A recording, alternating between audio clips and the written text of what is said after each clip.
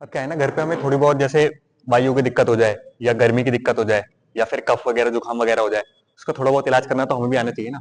तो आज इसमें मैं आपको आयुर्वेद अष्टांग हृदयम के हिसाब से बताऊंगा कि बेस्ट मेडिसिन फॉर वाता पित्ता और कफा क्या है। तो hey guys, do this side, let's start.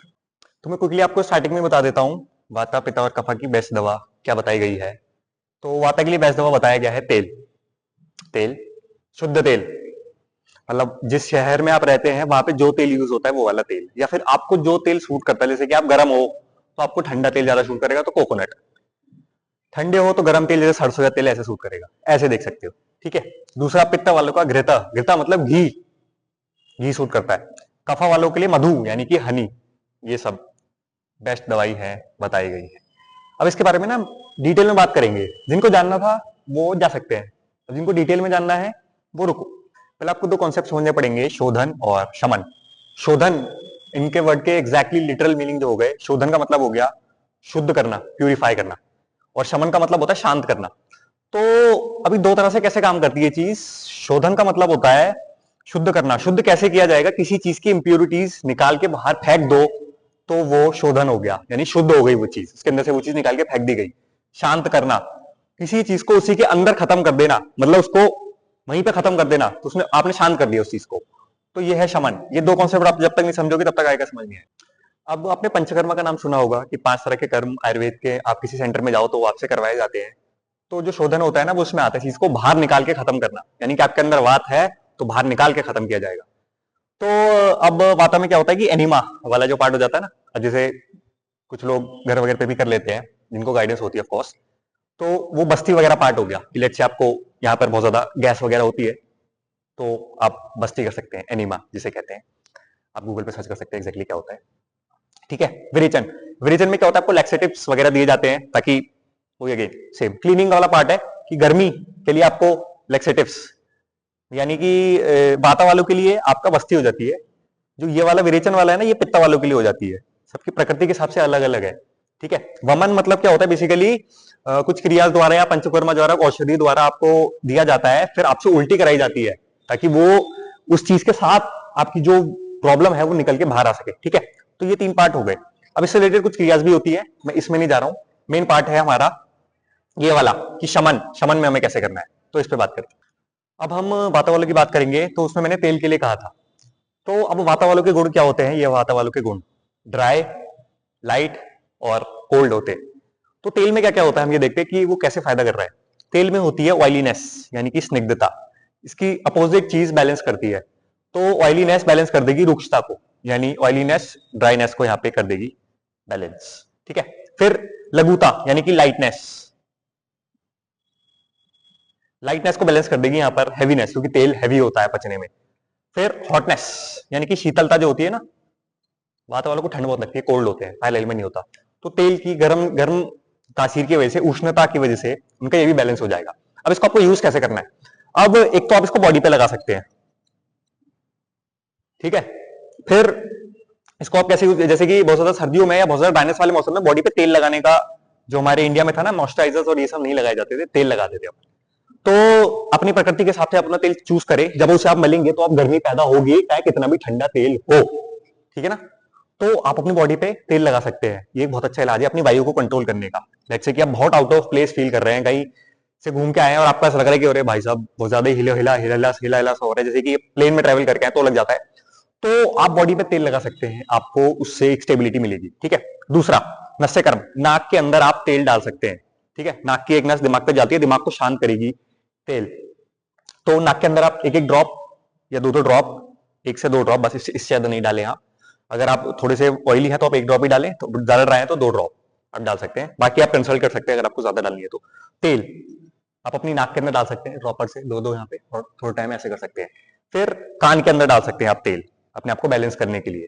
ये आप कान वाला ना, जैसे प्लेन वगैरह में जाते हैं ना तो लोग रुई वगैरह ठूसते हैं, तो आप तेल लगा के भी जा सकते हो। आपको ना स्पेस एलिमेंट है और उसको वहां पे बैलेंस रखेगा वो। ठीक है ना। तो ये हो गया। फिर प्लस एक और हो गया तेल खाना। तेल खाना मैंने आपको शुद्ध तेल खाना है, जैसे कि सरसों का तेल तो कच्ची घानी वाला शुद्ध हो गया, कोकोनट का तो ओरिजिनल वाला तेल खाना है आपने, मतलब प्रोसेस्ड या रिफाइंड कोई तेल नहीं होगा। तो उसमें उससे जब आप खाना खाते हैं ना, तो आपकी बॉडी में ऑलरेडी ड्राइनेस है, जब आप तेल खाओगे तो वो आपको वहां पे बैलेंस कर देगी। ठीक है। तो खाना आपने तेल में खाना है।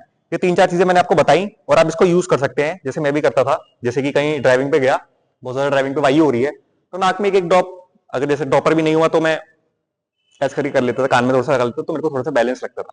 तो वो आप यूज कर सकते हैं। बॉडी पे तेल मेरे को इतना नहीं सूट करता है तो मैं नहीं करता हूँ, ठीक है। बाकी कान में भी कभी कभी हो जाता है।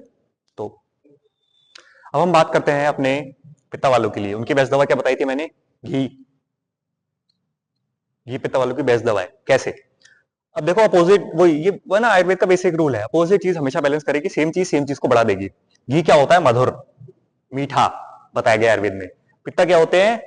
कटु, पंजेंट, तीखे।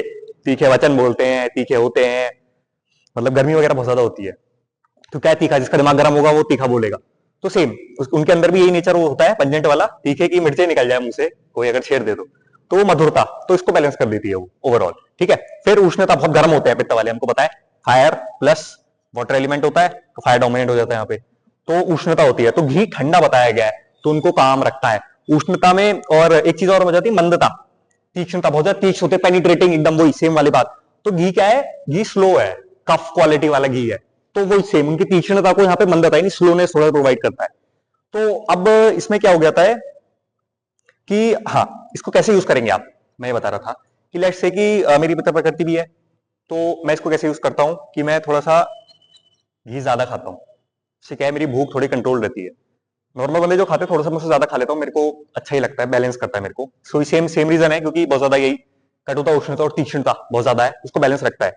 तो आप सिंपली कैसे यूज कर सकते हैं कि आपको बहुत ज्यादा भूख लगती है, तो जैसे आग है, अगर आग में आप घी डाल देंगे ना तो आग बैलेंस हो जाती है। देखो, एक बिल्कुल सही फॉर्म में जलती है।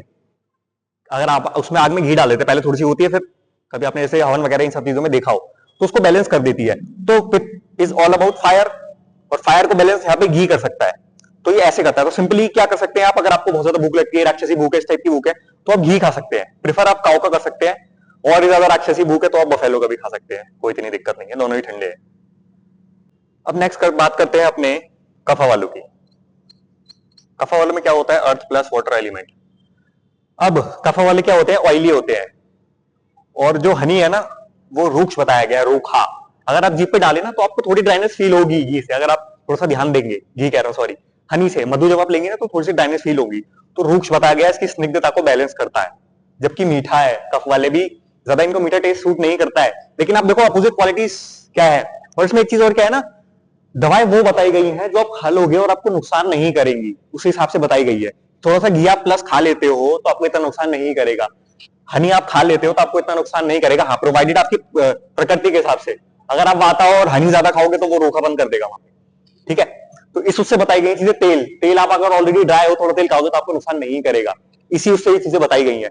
तो हनी सबसे सेफ भी है, इसलिए बताया गया, ठीक है। फिर तीक्ष्ण हनी का गुण है, हनी एकदम पेनिट्रेटिंग रहता है, तो कई औषधियां हनी में भी दी जाती है इस वजह से आयुर्वेद में। तो मंद, कफा वाले क्या होते हैं? स्लो होते हैं, उनकी स्लोनेस को ये बैलेंस करता है। और फिर मधुर, कफा वाले जैसे मैंने कहा कि इनके अंदर होता है मीठा टेस्ट, कफा वालों के अंदर। तो इसका मधु के अंदर कषाया वाला पार्ट होता है, यानी कि कसैला, तो रूक्ष वाला पार्ट, इसको यहाँ पे ये बैलेंस कर देता है। तो ये तीन को बैलेंस करता है, इसलिए कफा वालों के लिए हनी बेस्ट होता है। अब इसको आप यूज कैसे कर सकते हो? लेट्स से कि कफा वाले हो तो आप अपनी डाइट में हनी आप ऐड कर सकते हो रोज से, कोई दिक्कत नहीं है, आप रोज हनी खा सकते हो, it's a good thing. Make sure Honey pure हो, चीनी ना हो, ठीक है ना। और जैसे कि आपको नजला, कफ, जुखाम ये सब होता है तो आप हनी यूज कर सकते हो। जैसे मैं कैसे करता था मैं आपको बता देता हूं। तो मैं जैसे हनी में, 1 चम्मच हनी में थोड़ी सी सोट, सोट हो गई आपकी ड्राई जिंजर। ड्राई जिंजर आप घर लाके धूप में दिखा के पिसवा सकते हो उसको। थोड़ी सी काली मिर्च, ब्लैक पेपर, मतलब एक चम्मच हनी डाला, ठीक है, एक चुटकी ड्राई जिंजर डाला, एक चुटकी आपका ब्लैक पेपर डाला, उसे मिलाया और खा गया। अब जैसे कफ वगैरह होता है ना, तो उसमें थोड़ा सा बैलेंस कर देता है इस चीज को। तो क्या है कि हनी उसको, हनी आपका ले जाता है उसको सेल्स तक जहां पे आपके दिक्कत है। और जो आपका ड्राई जिंजर और ये है, ये सेम, ये भी कफ को कम करने वाले काम है, ये दोनों गर्म चीजें हैं, और ये सेम पेनिट्रेटिंग वगैरह ये सब इनका काम है। तो ये है, आप इस तरह से यूज कर सकते हैं, या फिर आप नॉर्मली डाइट में भी इसको आप ऐड कर सकते हैं, तो भी आपको रोज का फायदा मिल सकता है। नहीं तो आप एज अ रेमेडी यूज करना चाहें तो एज अ रेमेडी भी आप यूज कर सकते हैं कफा वाले। तो बस मैंने आपको बता दिया कि आप थोड़ी बहुत प्रॉब्लम्स अपनी आप खुद सॉल्व कर देते हो, कर सकते हो, जैसे मैं करता था। बाकी आप अपने योगा टीचर, आयुर्वेद प्रैक्टिशनर, इन सबकी एडवाइस ले सकते हो। आप कोई भी बेवकूफी मत कर देना। वह बहुत ही सिंपल चीजें बताई हैं, किसी भी चीज की अति मत करना, अपने अंदर की जरूर सुन लेना। और एक चीज और, अगर आपको प्रॉब्लम है तो आप पंचकर्मा आयुर्वेद का होता है एक, आप वहां पे जाके अपना करा सकते हैं, क्योंकि उसमें बताया गया था कि शरीर के अंदर कोई चीज है उसको बाहर निकालना ज्यादा फायदेमंद रहता है। अगर वो ज्यादा है तो आपको बहुत ज्यादा दिक्कत है तो ये तो आप नॉर्मली थोड़ी बहुत कर सकते हो। बाकी आप पंचकर्मा सेंटर वगैरह जा सकते हो, वहां पे आप अपनी इन चीजों का इलाज करा सकते हो, ताकि एक बार आपका सॉल्व हो जाए। तो क्या नाम है, ये जो वो वाली थी ना घी तेल और ये आपको छोटी मोटी की थोड़ी मोटी होता रहे ठीक है। लेकिन आपको इलेक्ट्रॉनिक दिक्कत है और वो दिक्कत है तो उसमें आप पंचकर्मा सेंटर जाके आप अपना यहाँ पे, जैसे मैंने वो बताया था ना बस्ती विरेचन, इस टाइप की चीजें वो कराते हैं। तो पंचकर्मा है तो मतलब 5 टाइप के होते हैं, वो आपकी प्रॉब्लम के हिसाब से, आपकी दवाइयों के हिसाब से वो चीजें कराई जाएंगी, तो आप वो करा सकते हैं एटलीस्ट। तो हर चीज जो सीजन में भी आयुर्वेद वाले सजेस्ट करते हैं कि आपको करा लेना चाहिए। तो एक बार आप ये विजिट कर सकते हैं कि आपको बहुत ज्यादा प्रॉब्लम है तो आप एक्सपेरिमेंटेशन ना करें, थोड़ा वाइज बने और एक बार कंसल्टेशन ले ले वहां पे जाकर। बस इस वीडियो को खत्म करते हैं। नेक्स्ट वीडियो तक आप मेरे चैनल की और वीडियोस एंजॉय कर सकते हैं। Till then take care guys.